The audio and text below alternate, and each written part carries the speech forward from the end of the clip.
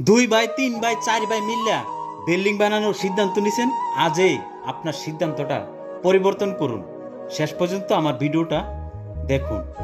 প্রত্যেকটা প্রবাসীর একটা স্বপ্ন থাকে, বাড়িতে একটা বিল্ডিং উঠানোর। ওই বিল্ডিংটা উঠাইতে গিয়ে আমরা প্রবাসীরা জীবনের সবচাইতে বড় ভুল কাজটা করে থাকি। কারো পরিবারে দুই ভাই, কারো তিন ভাই, কারো চার ভাই, তার অধিক ভাইও থাকে। সব ভাই মিলিত হইয়া বাড়িতে একটা 4 রুম, 6 রুম, কেউ 8 রুমের স্বপ্নের বাড়ি তৈরি করি। শেষ পর্যন্ত ওই স্বপ্নের বাড়িটা আর স্বপ্নের বাড়ি থাকে না, দুনিয়ার একটা দুজুকখানায় পরিণত হয়। ভাই ভাইয়ের মধ্যে দ্বন্দ্ব, ক্যাসাল। কেউ টাকা বেশি দিল, কেউ টাকা কম দিল, কেউ আবার টাকাই দিতে পারলো না। এখন সবাই ওই বিল্ডিং এর দাবিদার।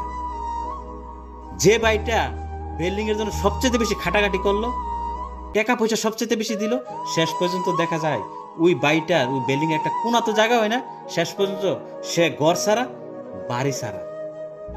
আমার আগের একটা ভিডিওতে দেখছেন যে আব্দুর রহিম ভাই, সে একটি স্বপ্নের বাড়ি তৈরি করে এখন সে ঘর ছাড়া, বাড়ি ছাড়া। এরকম আব্দুর রহিম ভাইয়ের মতো হাজারো প্রবাসী বাংলাদেশে আনাচে কানাচে পইরা আছে, এরকম স্বপ্নের বাড়ি বানাইয়া এখন সে ঘর ছাড়া, বাড়ি ছাড়া। যার দুঃখের কথা, কষ্টের কথা কারো কাছে ভাই শেয়ার করতে পারে না। ভাই সকলের প্রতি আমার একটা অনুরোধ থাকবো, আপনি যদি দুই ভাই হন, তিন ভাই হন, চার ভাই হন, ভাই সবাই পারলে আলাদা আলাদা করে একটা বিল্ডিং তৈরি করেন। যদি বিল্ডিংও তৈরি না করতে পারেন, আধা পাকার বিল্ডিং একটা তৈরি করেন। ভাই এটাও যদি না পারেন, একটা টিনের ঘর বানান ভাই। ওই টিনের ঘরে থাকতে যদি লবণ দো ভাত খান, তারপরে ভিতরটার মধ্যে শান্তি খুঁজে পাইবেন। যে শান্তিটা 4 ভাই 5 ভাই মিললা একটা স্বপ্নের বাড়ি বানাইছেন, ওইটার ভিতরে ওই শান্তিটা কোনোদিনও খুঁজে পাবেন না।